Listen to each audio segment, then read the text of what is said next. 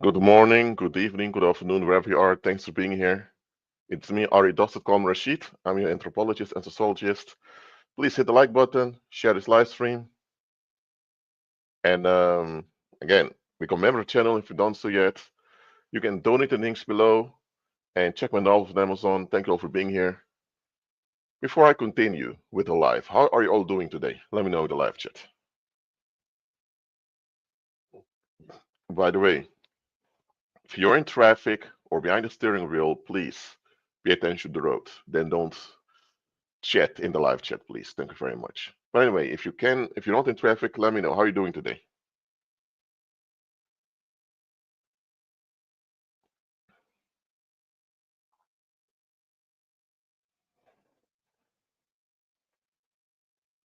I'm going to start in a minute. Just give you the chance to just say how you're doing. I mean, there's not a classroom we're in, even though it is a class I'm giving right now. God is good. And let me know if you can hear me clearly, if the audio is clearly for you.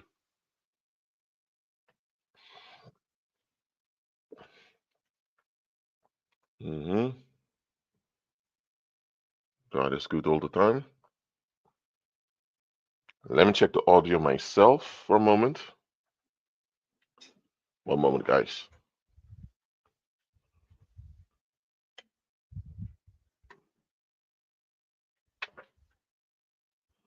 Okay, Tammy says it's clear, okay? Yep, the sound is clear. Now, I want you to realize the following. Share too. I'm glad you're sharing. I want you all to realize the following. A lot of the people around you, I'm not talking about the strangers on the streets or people you encounter in traffic.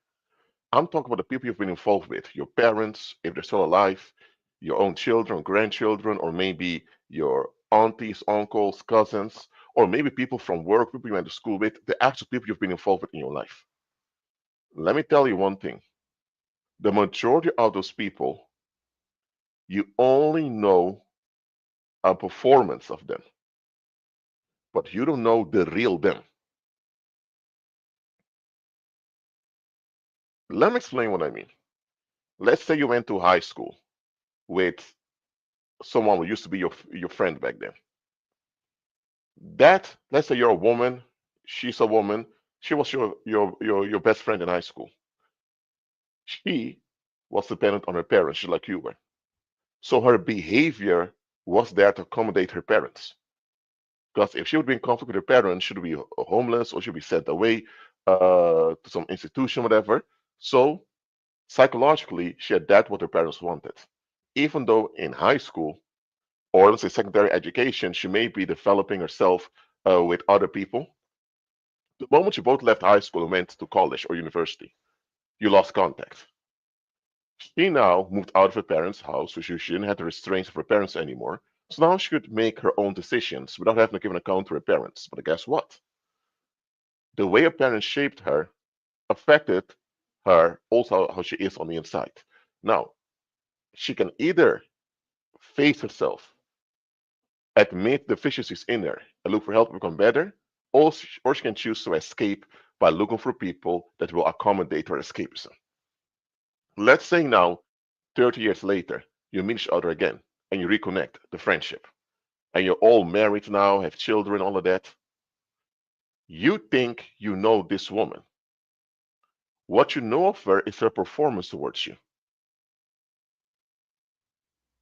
That friendship is a performance. And who she is the role. In your life, she's a friend. At her work, she's an employee. So who someone is the role they fulfill in their life. But what are they? Look, someone can be an employee in a company. They can also be a mother to their children. She can also be a choir singer at the church. She has all these roles she fulfills. But what is she? If she is not owning up to life, she's not facing herself, self-reflecting or improving, that means she holds on to darkness. That means she becomes an open portal for demons. And that is the what you're dealing with. And if she's an open portal for demons, that means under the right pressure, she will sell you out to everyone around her. Now, she never betrayed you before. Neither she betrayed the people around her. That is because she never encountered a lot of societal pressure that tricked her to betray people around her. But let's say now war broke out tomorrow and missiles are hitting your country. If she sees that her homeland cannot win this fight, she may, if she's all about getting relief, think about, befriending people from the other countries attacking them.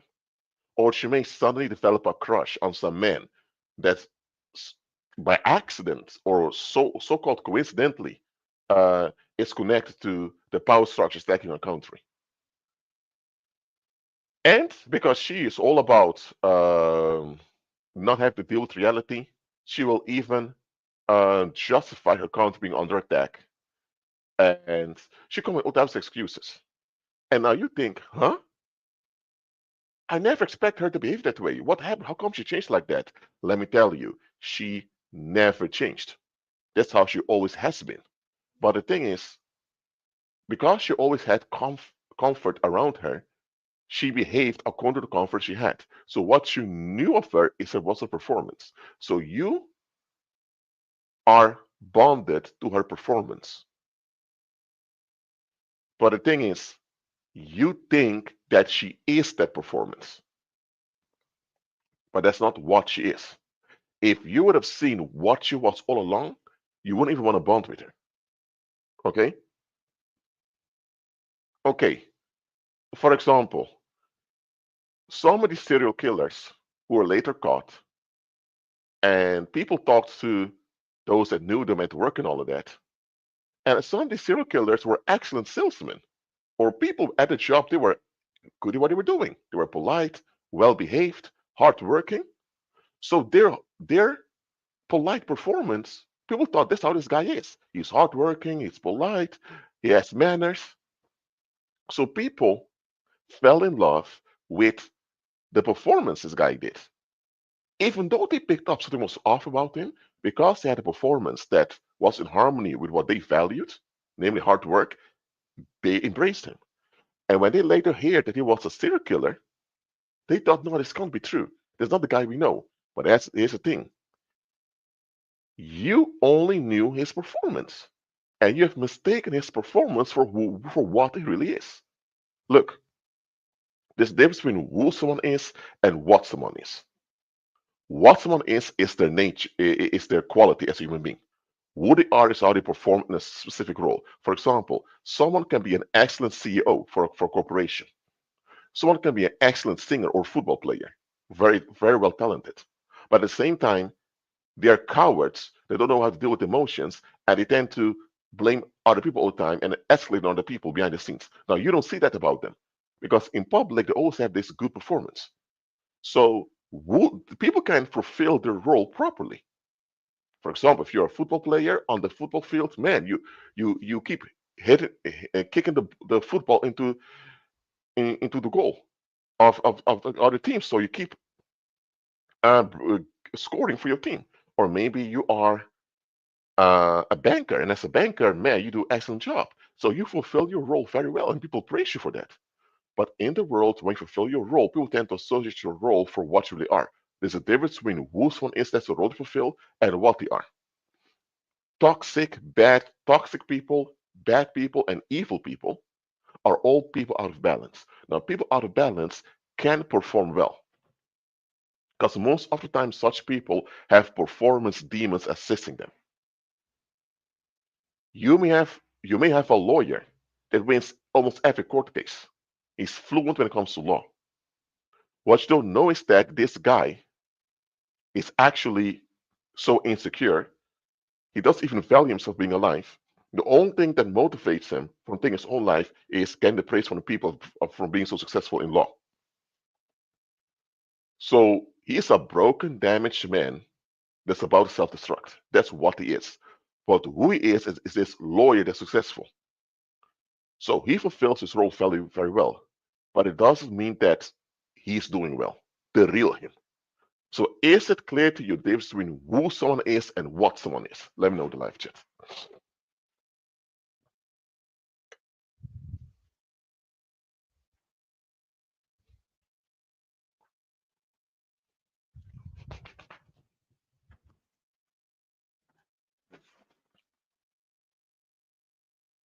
Hey, Diane, I'm doing well. Thanks for asking.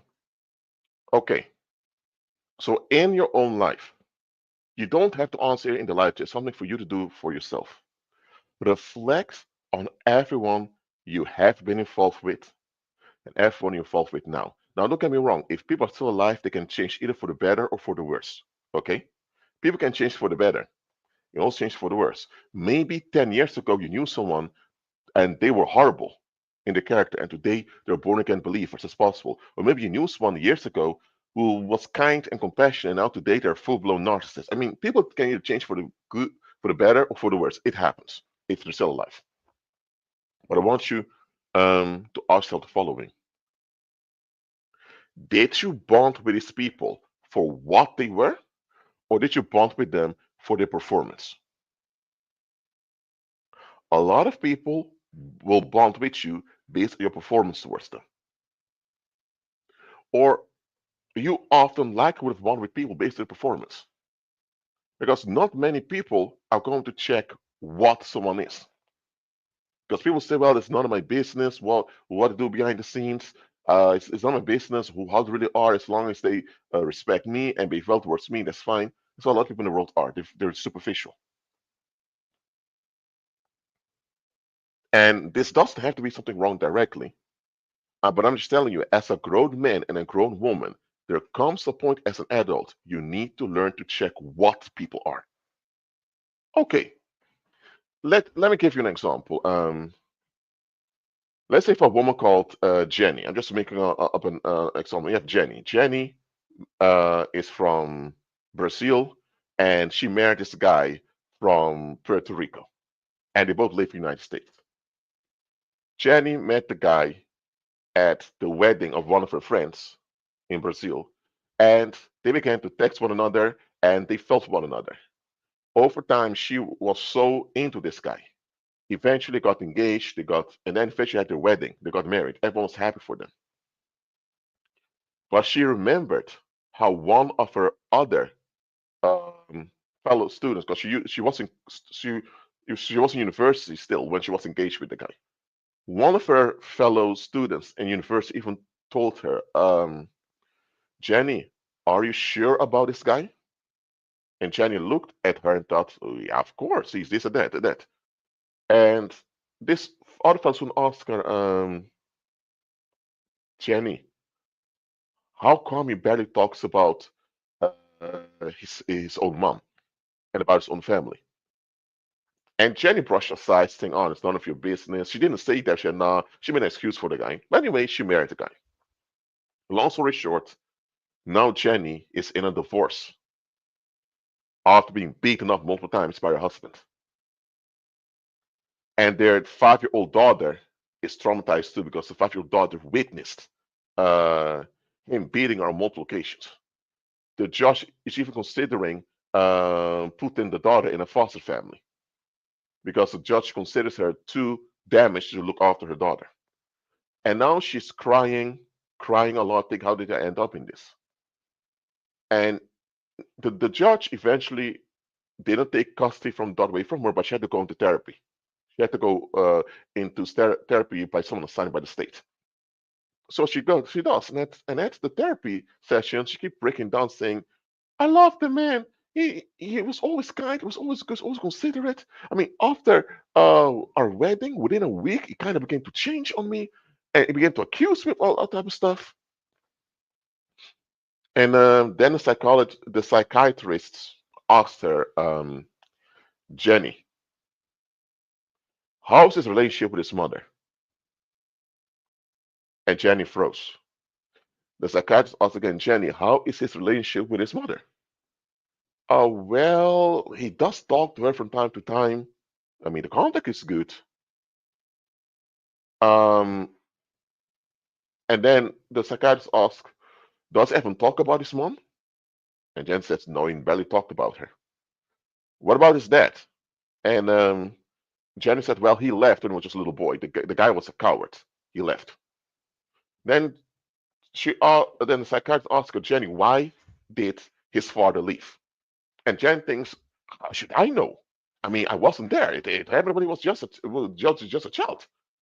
I met him as a grown man. I mean, then the psychiatrist asked her another question. Jenny, have you ever considered that what you fell for was an illusion? And Jenny keeps looking at the psychiatrist like just what goes on. The psychiatrist explains, listen, Jenny, all the things you talked about this man was just the way he performed towards you. In daily life, people perform. Why? They perform at work because they don't want to be fired. If someone is in customer service and they say, have a nice day, and they wish people a good day, you think everyone means it? No, they don't. But they have to act kind and welcoming towards the customers, or else their employer will fire them and they can't pay rent. They may end up homeless and starving. So a lot of people behave properly out of necessity. So just because someone behaves well doesn't mean they are well. And the fact alone that your husband you're about to divorce now doesn't even talk about his relationship with his own mom. I'm sorry, but that's quite disturbing. And the fact that you did not investigate the matter to figure out what goes on over here, that's on you. Because listen, his mom gave birth to him and raised him. If she did a horrible job raising him, or if she traumatized or abused him, that's what you're dealing with today, a damaged adult man. Damaged in childhood. He's a damaged adult. So if that happens and you meet him and he performs well towards you, you may fall for the performance, but it's actually dealing with a damaged man who's performing well towards you. As long as you both can go home afterwards, he can give a performance. But the moment you marry to someone and actually live in the same house with them, he no human being can put on a social mask 24/7. So eventually, the damaged human, you have to deal with the real human being right now. So you believed the performance is what it really was. You thought if I marry this guy, he's going to be of such good quality to me for the rest of my life. I don't have to worry about anything. And now you find out, oh, he's a damaged adult. Types of issues. Or as a matter of fact, he's not even willing to face his own issues. Okay, that was the parable. But do you understand what I mean with this? Too often, we fall in love with someone's role, that is who they are. We don't check what they are. And here's another thing that comes from it. You cannot change nor improve what someone is if they're an adult. Now, you can cause harm to someone and kind of harm them more, but you cannot improve for the better or change for the better a grown man or grown woman. You can't do that. You can contain them if they're self-destructive, but you cannot make them better. If someone is still a child, a small child, you can still change them because you can actually shape a child into any type of grown individual, but you cannot change a grown adult for the better. So if you have damaged adults, you'll have to find a way to deal with them in a safe way. Complaining about how damaged you are will not change the fact they're damaged. You're only wasting time making things harder on yourself. And here's another thing. They, as adults, need to admit they've been damaged. Even if them being damaged is not their own fault, they're still damaged. They still have to admit their damage and look for improvement. But guess what? Do most people out there who are damaged, do they gladly admit this and look for help? No, they don't. So we have a lot of people out there who've been damaged and they don't even admit how damaged they are. They're fleeing. And here's another thing. A lot of people in the world are narcissistic. They don't care if you're damaged or not. They just want you to operate in a way that relieves them. So because of this, society has the following. Society has violent restrictions to stop you from questioning the norms. Because society is all about people escaping collectively. That's what society is. Nothing more, nothing less. And if you have so many damaged adults, that means that there's a lot of child abuse, child neglect going on too. And isn't it weird that people don't intervene when you're growing up, but they do demand you to be at your best when you're older? Look, society has to keep a good image of the group going. Society has to keep this image of righteousness concerning the group. Society has to portray the masses like innocent people just doing mind their own business. They have to portray this image because the moment you see that this image is false and that the society is nothing but the masses escaping collectively and looking for victims if they can't escape, the moment you see, they're going to think, hold on a minute, why the heck would I want to be part of this? Well, what is this? So society as a whole, they want to conceal their own guilt. They want to conceal their own negativity. So for this to work, children have to be raised not to have a big mouth.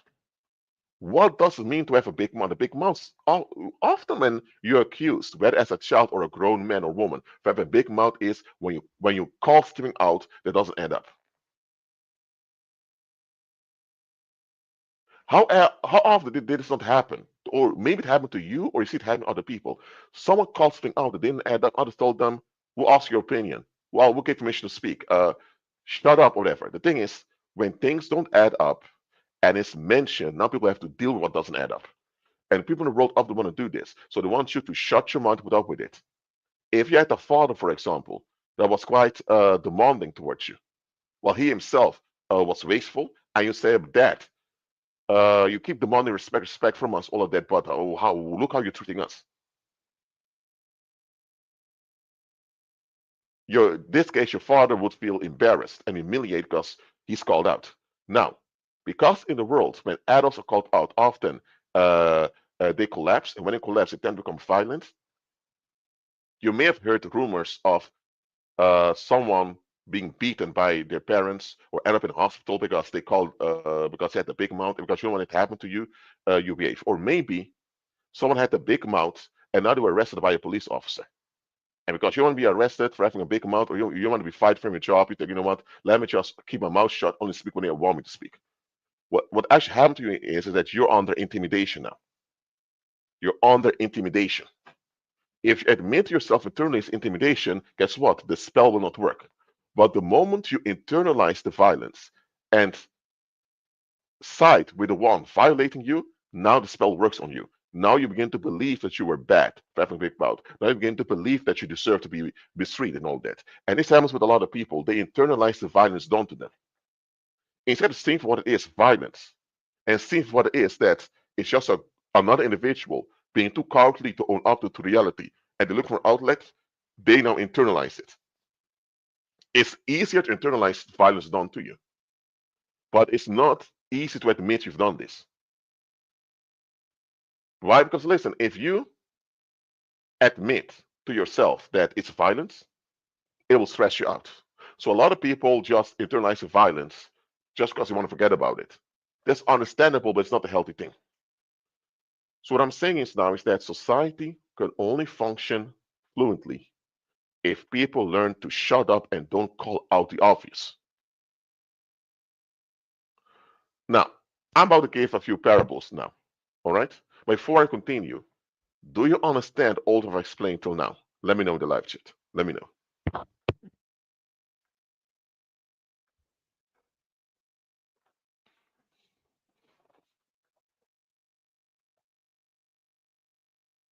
It's important for you to understand all of this before I continue to the next part. That's every time I ask you if you all understand what I'm explaining here.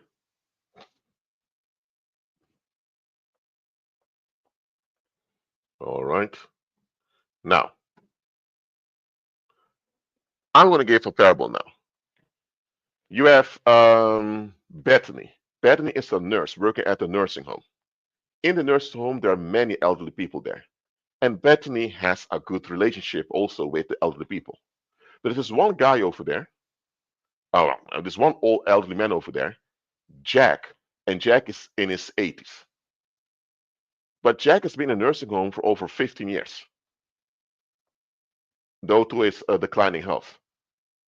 And Jack is always kind, always sweet, and all of that, at least anytime she's around him.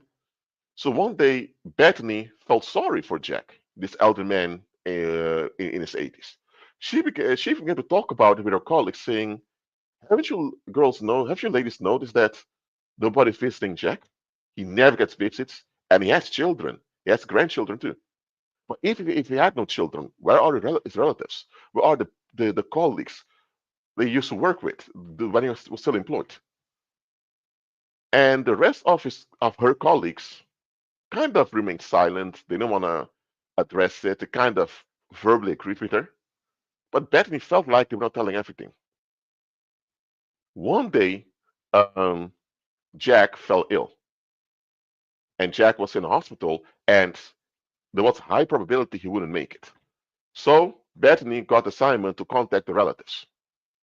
So Bethany began to call some phone numbers, and half of them, let me say, most of them hung up immediately when she said she was calling on behalf of Jack. The one individual called her back and said, ma'am, I'm sorry for being so rude for hanging up on you. It was not personal, okay? There's something to do with me. And Bethany said, okay, it doesn't matter. How can I help you? And the individual said, listen, you called me because of my grandfather, Jack, right? Ma'am, I'm a man in my 30s now. I have a family of my own. My father, which is the son of Jack, he was neglected, abused by Jack publicly. This Jack used to publicly humiliate his own children, harming them, beating them, and all that. He used to drink a lot also. He cheated uh, uh, on my grandma multiple times. And he was a horrible man to deal with. Eventually, when he was in his 50s, a lot of people didn't want to deal with him anymore. So when his health declined, it declined because of his own lifestyle. And now he's in his nursing home, playing the victim again. Man, very soon, if Jack realizes he's about to die, the must will fall. I'm a psychologist myself. I graduated 10 years ago. But anyway, Bethany forgot about the phone call. And Jack was allowed to leave the hospital and come back. And Jack's changed completely. Well, at least that's how she thought about it. She thought Jack changed. Jack became nasty, began to cuss all the time, scream, throw objects. Security guards off had to come to calm him down. And Bethany was shocked, thinking, how come Jack changed like that? It's because of the disease, because of the sickness. Then one of her colleagues told her, Bethany, remember 4 months ago when you questioned why Jack barely got visits? Well, we knew what type. We knew he was a reprobate. Everyone told us about this. He even has a criminal record. Even the police told us to watch out with the guy. But towards new nurses to come and work here, he's very kind.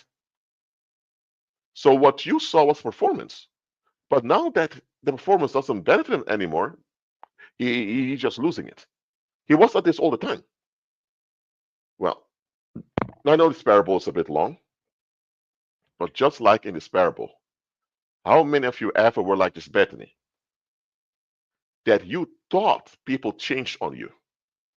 You thought people suddenly declined, even though they were like that all along. Now, sometimes it does happen someone declines, okay? Sometimes it does happen, unfortunately. But often when someone suddenly changes towards you, it's not that they actually changed towards you. They were like that all along. It's now that the real them comes out. Now, what this has to do with the topic of with the title of this live stream, nostalgia for taboos, and about the far right. Let me explain the following to you. All I've explained to you now reveals to you that society only works when everyone shuts up and pretends like they haven't seen something. Well, let me tell you, society has violent restrictions called taboos. I'm not talking about the laws of the land that are vindicated by the police and the courthouse if you disobey them, like traffic rules or paying tax or whatever. Those are just formalities. I'm not talking about formalities. I'm talking about violent restrictions. Let's say now, in some places in some of the West, for example, the Western world, it's taboo to ask a woman about her age. There's also taboo to ask a man about his salary. So let's say you encounter someone and you ask their age, and people kind of look at you in an angry way. And you think, why you guys look angry at me? Just ask their age. And it kind of avoided you. You felt very horrible. They told you, why you do that? Shouldn't do that. But what explain to you why? You just don't do that. Or let's say now in a professional setting at work, you ask someone from another department their salary, and your manager told you you shouldn't do that. It's unprofessional. But anyway, how many of you experienced this before? That you behaved a certain way, you didn't harm anyone, but still people were upset with you, and they shown you they were upset with you, but you could never explain why they were upset with you. How many of you experienced this before? Let me know in the live chat.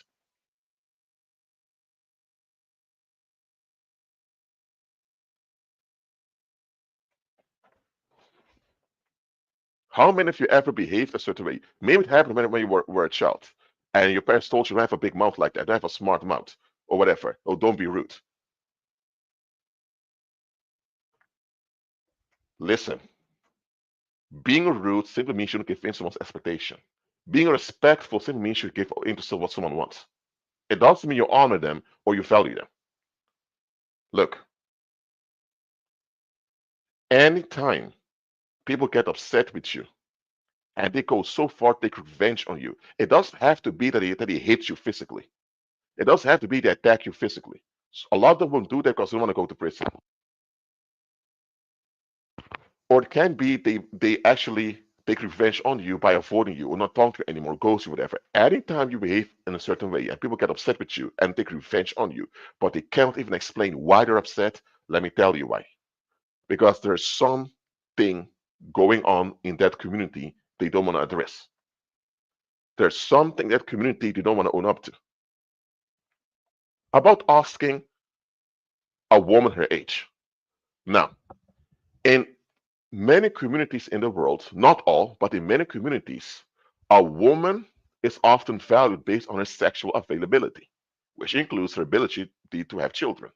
And because often in the world, a woman's physical beauty and also ability to have children diminishes over time, and because um, also a lot of men in the world don't want to deal with a woman who have past issues, the expectation is that the older a woman is, the less sexually available she is, or that the the less profitable it is to be with her. And you'll notice in such communities a kind of stress developing women the moment they pass beyond age 30, sometimes beyond age 40. They call it hitting the wall in popular terms. Now, because this is a fact that a lot of women in that community are valued based on the sexual availability only, that's something quite disturbing because that means they're not actually valued at all. And this is something that people don't want to admit. And if a lot of women realize this, they will lose their mind. They have a lot of women losing it emotionally, continuously. And that's going to be draining for the community. And that's why people decided nobody asks a woman her age. Don't do that. If you do, we come after you. What about asking for the salary of a man? Because in some place in the world, a man is only valued on his financial status. So knowing someone's salary or someone's paycheck gives you an estimate of how much financial impact they have and how relevant they are. But that also means that if the financial impact is low, you will not regard them as much. And this angers a lot of men that are only valued for the financial contribution. So to prevent men from realizing that society often does not value them for actually them, but just what they can bring financially, to prevent them from noticing this, you're not allowed to ask a man about his paycheck. So in every society, you have these, and also in communities in general, you have these violent restrictions that you're threatened never to cross.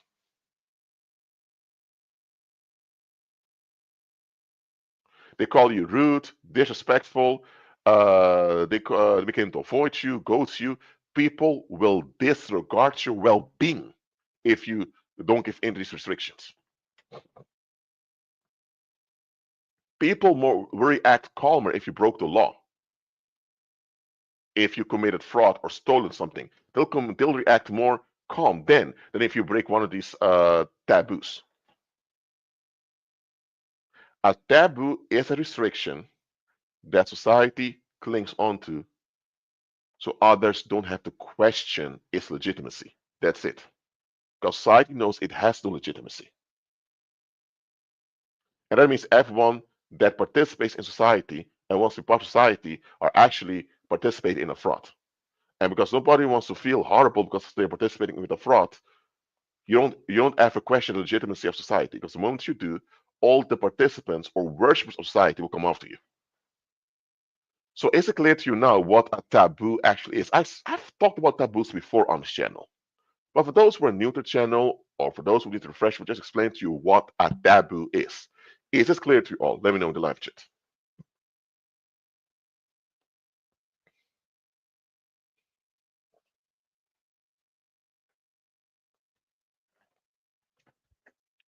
So, societies always want to shut your mouth or attack if you don't shut your mouth when it comes to anything that would expose their narcissism. Society wants collective privacy, which means they want to hide their narcissism as a group. So anyone who gets too close is attacked or kindly asked to leave. Now, that's how conservative societies operate. Their issues, there's this function, we see it, but we act like we don't see it. We hear it, but act we didn't hear it. We see no evil, hear no evil, speak no evil. And by doing that, people don't have to deal with the actual situation. And to make the performance convincing, you have what they divide their language between profane language and polite language. So some of the words in the vocabulary are now deemed cuss words or swear words or profane, and others are considered good words. This is an artificial thing. There's no such thing as a cuss word or a curse word. There's no such thing as a good word either.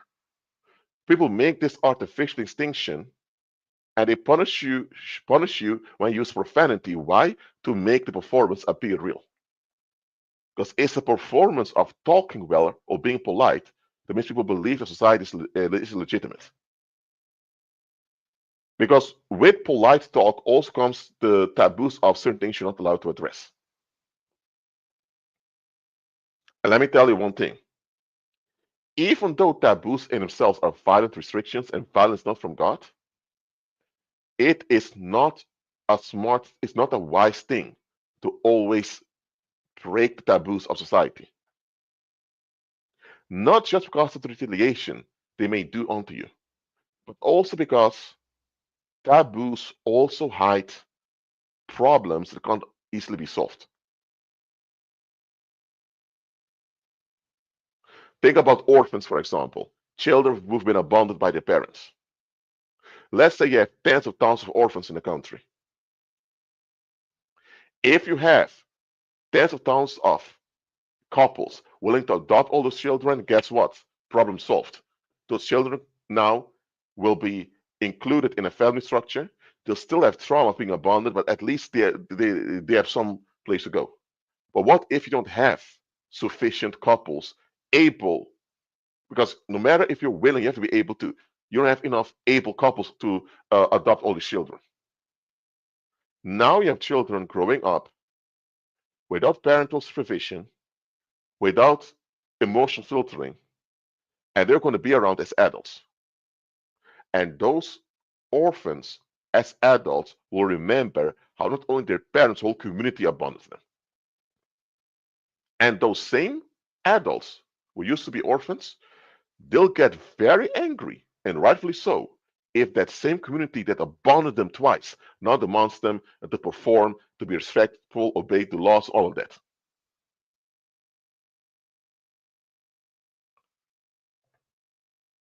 And the thing is, orphans, because they're abandoned and neglected, are often the victim of criminals.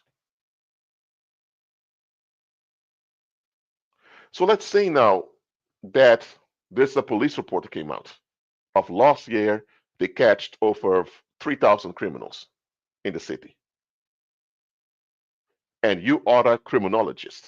You go to all the data that's published publicly, and you notice that, hold on a minute, 60% of all the criminals who were arrested have an orphan background.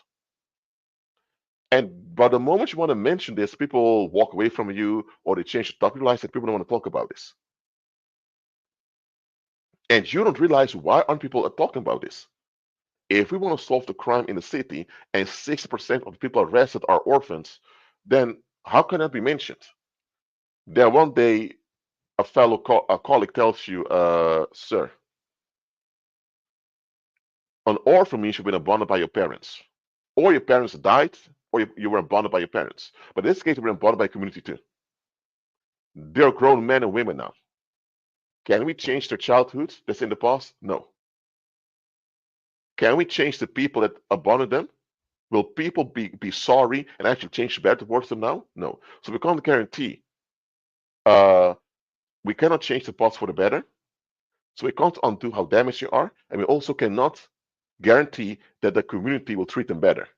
So these people have a stigma on them. They're bad news.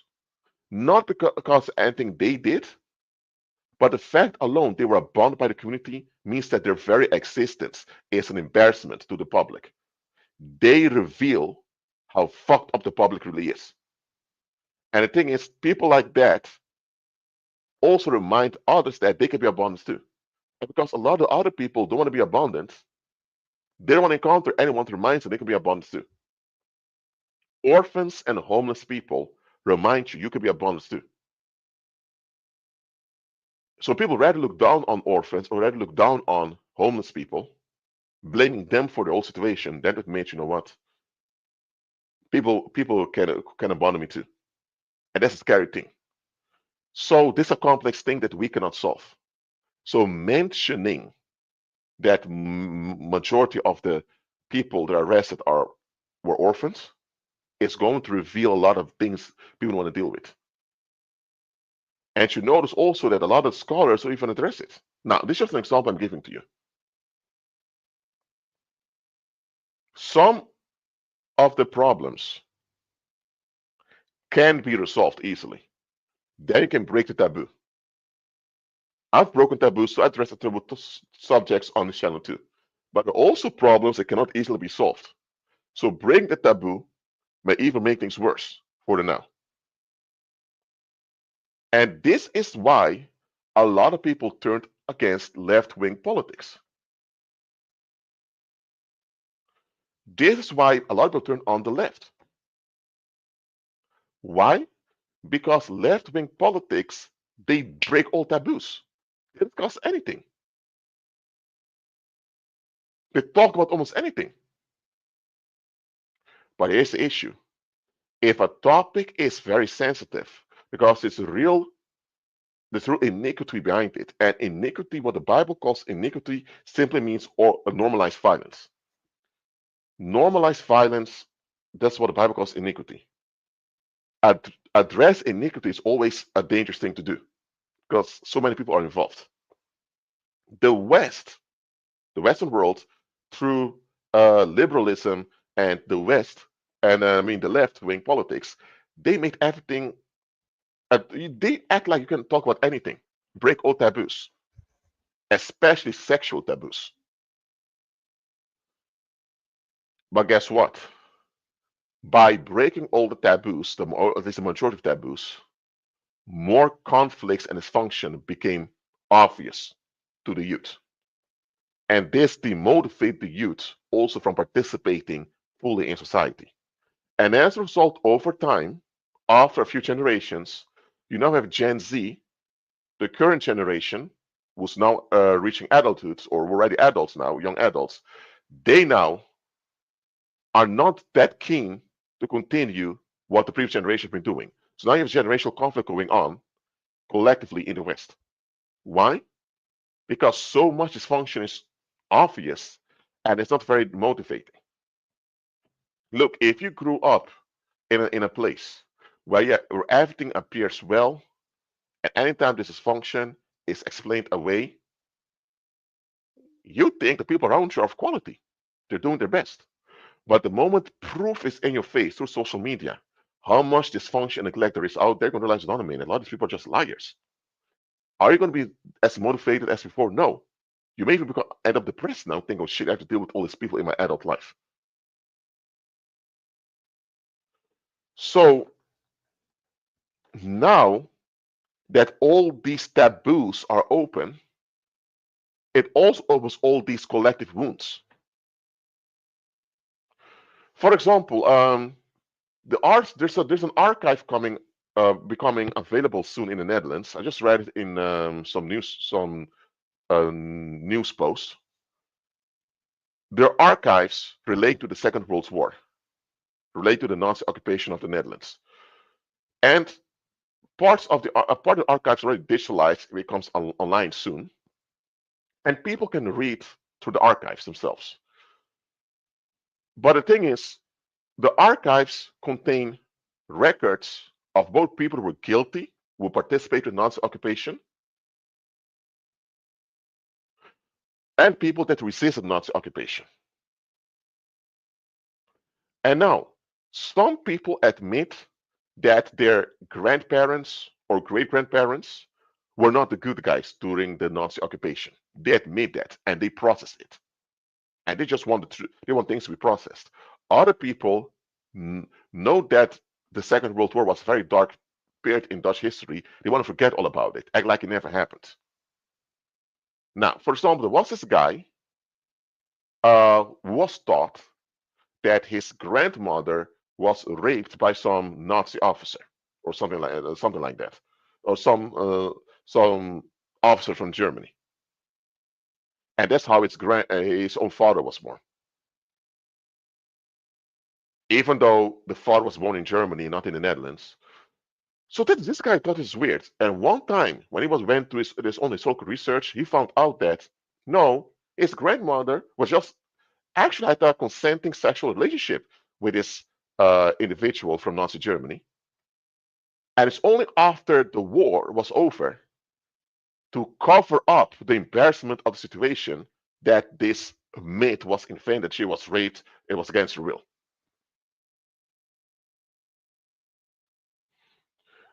But anyway, in this case, this guy is anonymous. They didn't reveal his name or anything like that. This individual was able to process it. He was open towards it. But also a lot of people who don't want to process the reality of what happened, how it affects them. What I'm saying is that these archives becoming available soon, and I believe next year, it's going to be over 100 years of, not 100 years, but anyway, it's going to be available soon. I'm telling you, it's going to open up a lot of collective wounds, because a lot of the things that used to be hidden are not going to be exposed. What I'm saying is that a lot of people today, they turned on left-wing politics, they turned on liberalism, all of that. Also libertarianism, they turned on all of that because they realized, oh my God, there's a lot we have to deal with. We don't want to deal with all of this. They now are envious and jealous of the conservative times in history when people just said, no, we don't talk about this. No, we don't want to hear it. No. People want to go back to that time when the society just said, no, we don't address this. No, we don't talk about this. They want to go back to that. They want to go back to what they think was a great time when people just ignored things. What they forget is that things like child abuse, spousal violence, and also abuse by employers used to be the norm too. People just didn't talk about it. So the far right is popular now because people want to go back to taboos. A lot, not everyone, of course, but a lot of people today, they want to go back to having firm taboos in place where things are simply not addressed.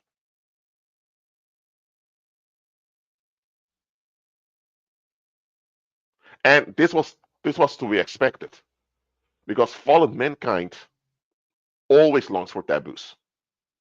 Fallen mankind, because they're fallen, they're not into processing and improving.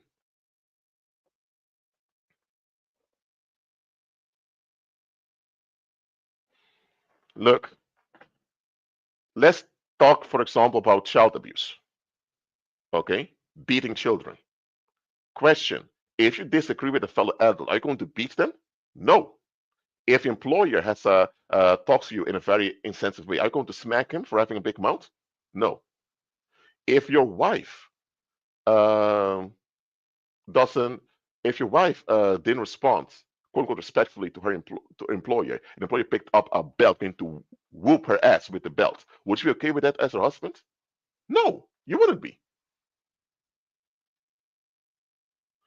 Thing is, if an adult hits another adult, especially if they use a weapon, in this whether it's a belt or a shoe or a broom, whatever it is, they get arrested. They go to jail, rightfully so. Because you cause damage to another human being that they have to live with. Not only them, but also the community has to live with them. You can even get someone killed if you use a weapon on them. Then why is it okay if behind the scenes, where nobody sees it, you do that to children? But you call it discipline, whatever. No, the child doesn't know any better, can't know any better because it's a child. You're the adult. You should know better how to deal because children don't even have many abilities. They don't. They're just children. So how the heck can't you calm down a child? That means you're the one lacking now and you're the one who needs to look for help. Beating children. I mean, I'm not saying it always happens, but it used to be the norm. If a child appears with blue spots, people just act like they didn't see it. They'll say, oh, he fell off his bicycle, whatever. We used to just ignore it. But here's the thing. By doing that, people were enabling child abuse. Do you think these children that are abused, not only by the parents, but they're openly neglected by the community that doesn't intervene, you think they're going to be healthy, functioning adults later on? No, they won't be. And guess what? There's a big link between terrorism and child abuse. Child abuse is the root of terrorism and also a lot of hardcore crime that happens out there. Listen, there are many documentaries about serial killers out there. I watched quite a lot of them, so I don't remember all the names of those documentaries because I watched a lot of them. But there was a documentary about this American serial killer. I believe he was from the state of Washington. But I can be mistaken. But anyway, this European American, he killed a lot of women. He did. Within a couple of years, he killed a lot of them. But then one of the investigators put the pictures for all his victims together. And the investigator realized, why do all these women look so similar? The victims were often brunette, kind of with small eyes. Even the shape of the face was kind of similar. So then they looked at the picture of his mother and they figured out, oh Lord, you get it now. This man was severely abused and damaged by his mom and nobody intervened. The father was there, but that loser was enabling the mom. And this individual, instead of looking for help becoming better, he turned to the dark side. Now he's taking it out on any woman that looks like his mom. Now, is that an excuse Or does it justify the man becoming a serial killer? No, absolutely not. A lot of people that were abused ended up healing and getting better. I'm just saying that if you open the door to children being harmed, you also open the door to people turning to psychopaths and serial killers. Just what you do. So people eventually, a lot of people eventually realize, wait a minute, there is a link between children being beaten, also emotionally harmed, and adults losing it. Because let's say someone does not become a psychopath or a serial killer, or whatever, they may develop health issues, chronic health issues. There are people out there, adults now, who have health issues in their bodies, which come from a damaged nerve system caused by child abuse.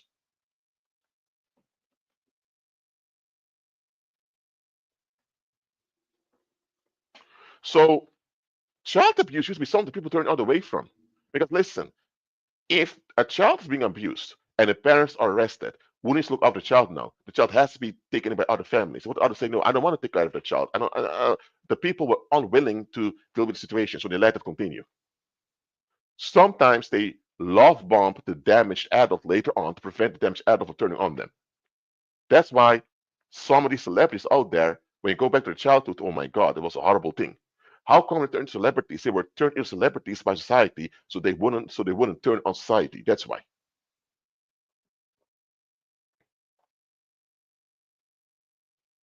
I'm telling you, people want to go back to the conservative thing. People want things to become conservative again, overall, because they don't want to deal with reality. They don't want to deal with the fact that they themselves are either damaged or dysfunctional by generational dysfunction, and they don't want to admit that they have to deal with other people's dysfunction. They want to be able to be narcissistic, take advantage of people, and then sleep good at night. That's what a lot of people want.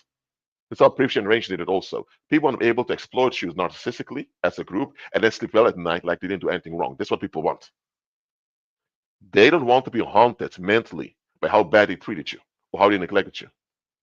If they can categorize you in their mind as undeserving or as non-human, or if they can dehumanize you in their minds temporarily, they can numb their own mind from turning on them. Because your own mind will turn on you if you operate against God's design. The Heavenly Father told us, love your neighbor as yourself. So anytime you don't act that way, your own mind turns on you because your mind is designed to, your mind, the design of your mind comes from the Heavenly Father. So because your mind is designed to the Heavenly Father, anytime you behave or act against the Heavenly Father, your mind turns on you. Now you can numb your mind temporarily, but it will be a backlash later on. You know what I mean? So by people dehumanizing you, they now temporarily can sleep well at night and avoid the consequence on their own mind and body for neglecting you. But the moment you're humanized, the backfire in the mind comes up and also backfire in their bodies.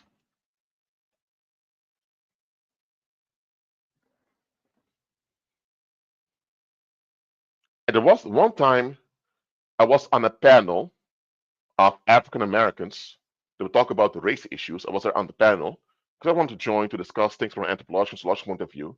And there was this African American woman who had uh, a European mother, I mean, we call white mom, and her dad was uh, some African American the mom got involved with.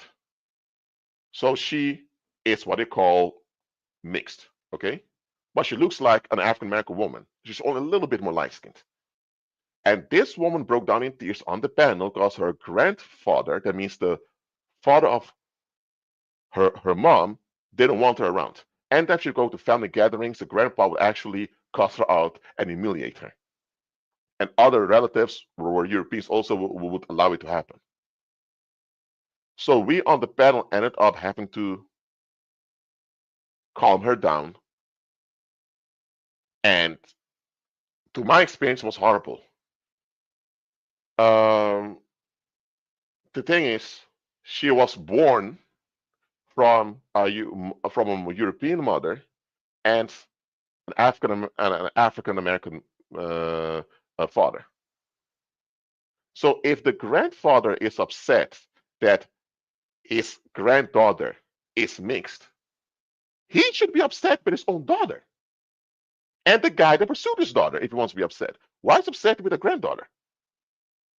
That's counter empathetic. But those things happen. Okay, if you're upset with someone's ethnic background, go to their parents who decide to have sex together. Go to them if they're still alive and bitch over there. But don't blame someone for how they turned out because they had no control over because they didn't exist yet. But anyway, what I'm telling you here is that people want to become a lot of people want to become conservative again, not because they actually believe being conservative makes everything better and safer. They attack the left now. They attack the left and liberals and libertarians. They attack all these people on the left side of politics right now. Say we have to stop with open borders. We need to dismantle NATO, dismantle the EU. I mean, you have all these people going wild about this political debate, not because they actually believe that becoming conservative is going to make everything better. Oh, and by the way, not everyone that voted for Donald Trump thinks America is going to come better. They only want things to become conservative because now they can be left alone by reality and they're not forced to examine themselves and improve. That's all it is. But I already predicted this before, and I'm going to predict it again. The far right movement that kind of exploded in 2015 with the refugee crisis in Europe, with the European Union, I mean. I'm sorry to say, but it has only been increasing since 2015. A lot of people on the right side now, on the conservative side, only became like that either since 2020, due to the global health crisis that happened back then, or shortly after 2015. Now, there are people who used to be conservative before that, but let me tell you, this popularity of conservatism is all because people are desperate to put taboos back in place. Some people even want bullying to come back again as a norm. Well, that group is a bit small now, and I hope the group never succeeds, but that also exists. Bring back bullying. There's a hashtag like that, I believe, also on social media. What I'm saying is that this conservative hype will fail because, due to the existence of the internet and social media, all the defects of the world are exposed for everyone to see, especially the young people, including a lot of the children who are now entering their teens, already saw all the dysfunction. There has never been any generation there's never been any time in history where the young people in the public have been exposed so much on a daily basis with how dysfunctional everything is. So how can conservatives expect to overthrow the liberal left and make everything conservative? What do they think? Everything's going to become conservative. We're going to go back in time before the 1960s. And everything's going to be happily ever after. It will not happen. What you are going to see happen is that the right wing leaders, if you can call them leaders, and the right wing population, they are going to turn on one another when it becomes obvious that they can't escape anymore and none of their policies deliver this escape. And then they're going to go back and forth against one another. This was about to happen soon. Anyway, are there any questions about this topic? Let me know in the live chat.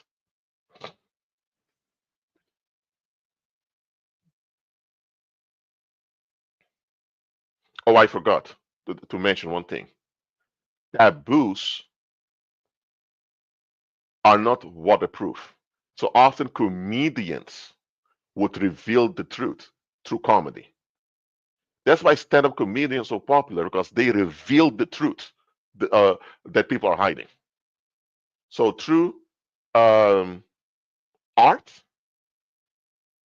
which includes things like writing novels and um, making music, through art and through comedy, the truth will come out anyway.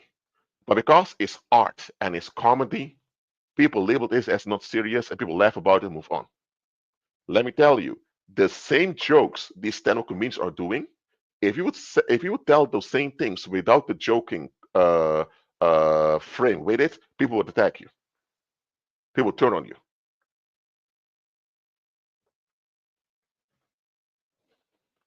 So if you want to know what actually is happening in any country or community or society, look at the stand-up comedians or look at the type of fiction they bring forth. Now, today, it's not always necessary to do that because, a lot of dysfunction is visible anyway. Nevertheless, now you know it. Oh, as a matter of fact, the Gaza genocide backfired like this because it has been live streamed by a lot of those Israeli soldiers, and also because all the data is available for everyone to see right now. I mean, previous genocides in history, going all the way long before the internet even existed, the date arrived later at the public. And the public realized, oh my God, what goes on over here? And by the time the public realized it was way too late already. But this time there's a genocide happening. It's in our face. You can go anywhere online and almost any social media platform and see videos of children blown up by Israeli missiles that were provided by the United States. So if the internet did not exist or social media was down, the state of Israel, which many nickname Boosie Land now, would have been able to get away with this. They would have been get away with it to expel the Palestinians and take over the full land. But now, because it's in people's face, a lot of people say, I can't agree with this. And now they've lost.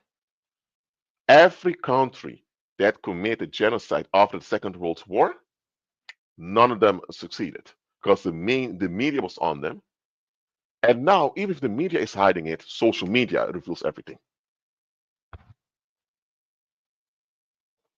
So a lot of people say, oh, we need to get rid of social media. Social media is like a cancer. Social media is unhealthy for people. No, no, no, no. Social media is just a medium. Just like your TV is a medium, your phone is a medium, just like your printer is a medium. It's just a medium. What happens is social media, because it's so fast and instant, it reveals all the defects its function goes on. And now you have to deal with it. And because people are so upset and exhausted because they want to deal with things, people say, you know what, if social media disappears, we're going to escape again. And there are even believers who believe social media is to blame social media is bad. No. If you have a lot of women prostituting themselves on social media, are you going to blame social media? No, social media is just the method they use. The thing is, how come the prostitution online even works? Because there's a lot of men hungry for it. That means if social media did not exist, all these women now were prostituting themselves on social media, would be on the streets prostituting in real life. That was what would have happened. If they were prostituted in the streets in real life, you could send the police to arrest them, or criminals could kill them off, and nobody would notice. Everyone would continue like nothing goes on. But because now it's not happening in the street directly, but online, everyone has to see how neglected these women are. That they resort to this prostitution to get basic human affection. It reveals a lot of neglect from the public. And that's why people are upset with things like OnlyFans and all of that. By the way, there are people who use OnlyFans for other things than this digital prostitution, but just so you know, this is the reason why people are against social media often. They want to ignore, deny, and be left alone, and then be praised with a pat on the back like they're a good person. They want honor. People want honor without being honorable. And in previous generations, before social media and before the internet, this could easily happen, that you got honor without being honorable. But now people are going to ask, okay, but what have you been doing all the time? What have you been contributing to? So I hope you have a bigger view now what goes on right now in the world. I did not receive any questions here, so I'm going to assume all the topics clear to you. Don't blame social media. Because if the public was in a better condition doing the will of Heavenly Father, social media would be a great blessing. Everyone would share blessings on social media. But because the public is often accursed because they're escaping, that's why they are expressing their accursed state through social media. And that's why a lot of people think social media is a problem. Instead of acting saying that's the people who are the problem. Amen. God is good. Anyway, as a believer, keep walking by faith, stay calm, and remember, not every taboo is meant to be broken right now. Now, taboos have to be broken at some point, absolutely. People have to face and deal with things, but there's a timing for it. If you break a taboo when people are not ready to receive the solution yet, you're actually doing more harm than good. So let's should be led with the Holy Spirit.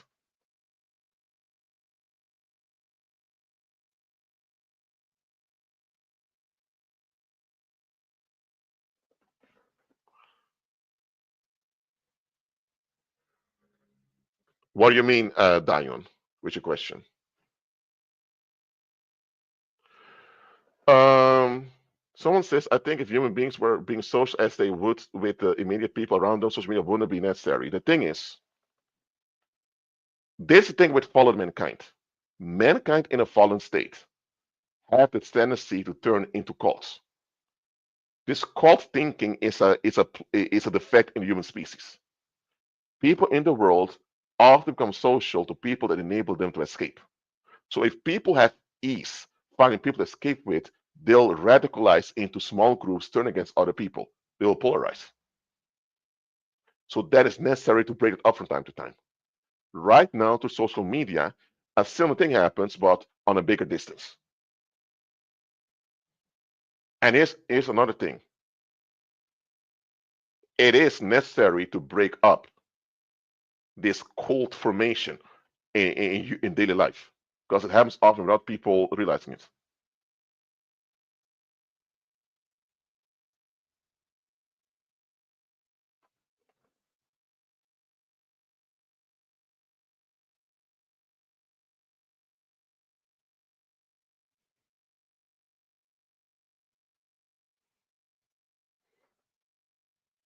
Hmm.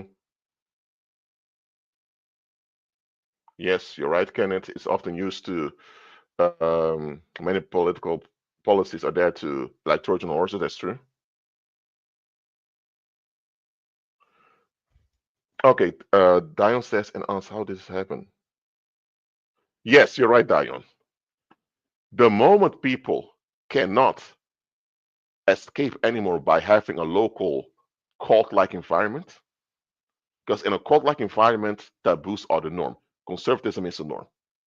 The moment they have to ask themselves, why is this happening? And they have to face it, they either self-destruct or they turn to Christ and become better. It's one of the two. What used to happen up until recent times is that people uh, would leech off of believers who actually are facing it.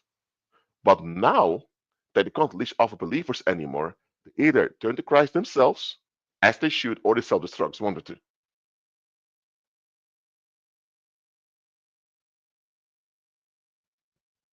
Okay, Ruth asks, do you think these platforms like BetterHelp is collecting data for research on mental health? Well, research on mental health should be done anyway. Oh, and don't forget, according to the WHO, there is a global mental health crisis going on. So, yes, there's a lot of problems in the world now with mental health. And a lot of people blame it on social media, but it's not social media. Social media is just what the media revealed how bad it was. And because now people are exposed how bad it is, they now are becoming worse if they don't process it and deal with the situation. That's the thing, if they don't process it, deal with the situation. If people process things, once they're exposed to something bad, they now are moved towards solution. But because a lot of people don't want to process it when going back to denial, and denial is not possible, they now escalate. So social media accelerated the self-destruction of many people, but it's not social media itself made them self-destruct.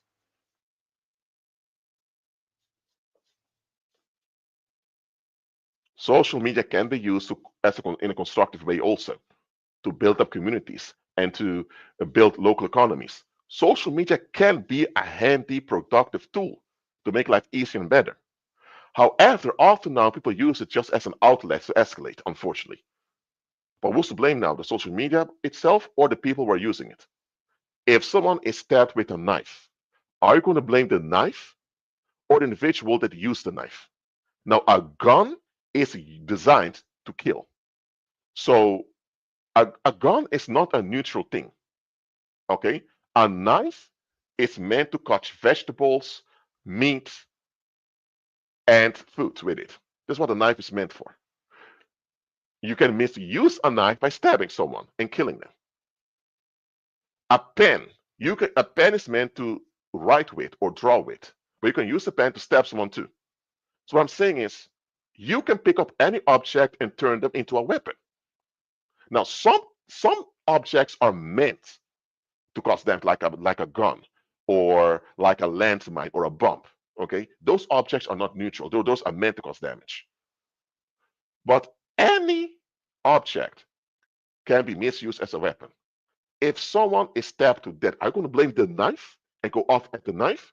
Or imagine now someone's been stabbed to death. Okay, blood is everywhere. Someone has been murdered, and everyone is so upset with the knife. Oh man, knives are so horrible, man. We need to ban knives. Knives are this, that. People think, what? Banning knives? How are you going to catch? Are you going to cut vegetables when you're cooking? How are you going to prepare a dish if you can't cut the meat? How can you cut a cake to divide at a wedding? Banning knives? What? People don't realize what the heck are you talking about banning knives? It's the individual misusing the knife. The same it is with social media. It's the people who are declining because they don't want to improve. Restricting social media, some people may help, but you can't just put it all on the social media. And just what I'm saying here. If you do that, you're also denying reality. And you actually become part of the problem too. But anyway, are there any questions about this topic? Just let me know in the live chat, please. Thank you very much.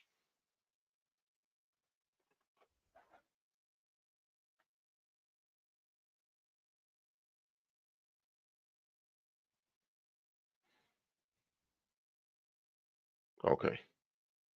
I don't see if any other questions. Thank you all for being here. About to do some fellowship now. I'll talk to you all later. Be at peace.